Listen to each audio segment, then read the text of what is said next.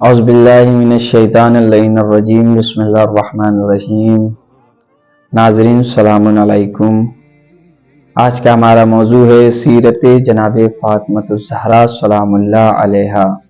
امام زمانہ علیہ السلام ارشاد فرماتے ہیں فی ابنت رسول اللہ لی اسوۃ الحسنہ، ہمارے لیے فاطمہ بنت محمد صلی اللہ علیہ وسلم کی زندگی بہترین نمونہ عمل ہے، اور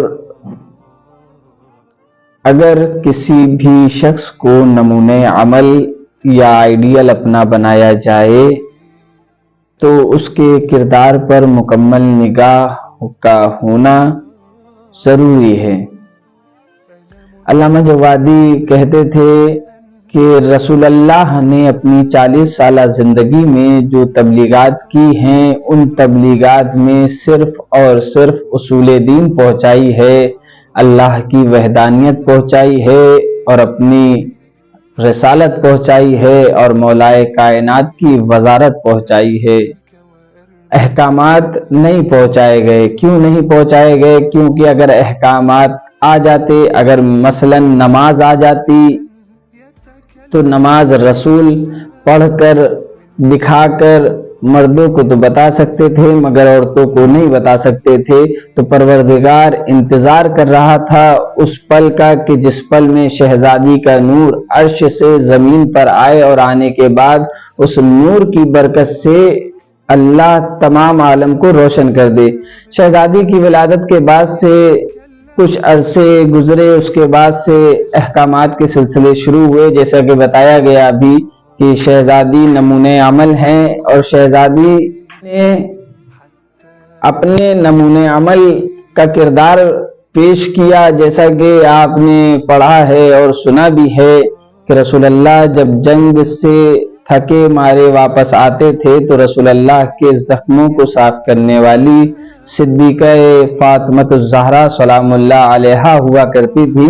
اور ایک مرتبہ رسول اللہ نے مولائے کائنات علی ابن ابی طالب علیہ السلام سے سوال کیا، اے علی آپ نے میری بیٹی کو کیسا پایا؟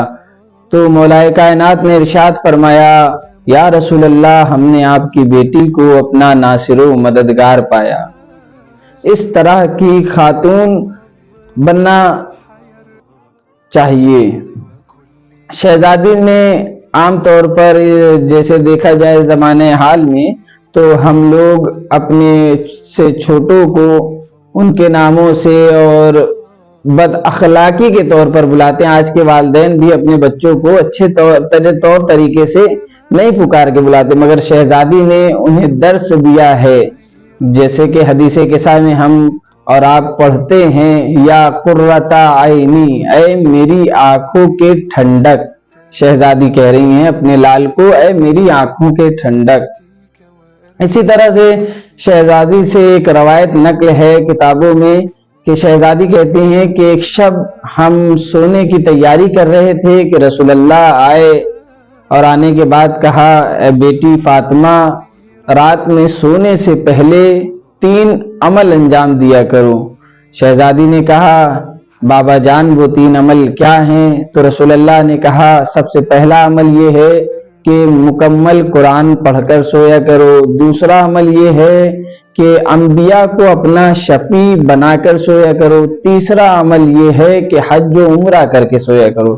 شہزادی فرماتی ہیں کہ بابا جان اتنا کہہ کر پھر نماز میں مشغول ہو گئے۔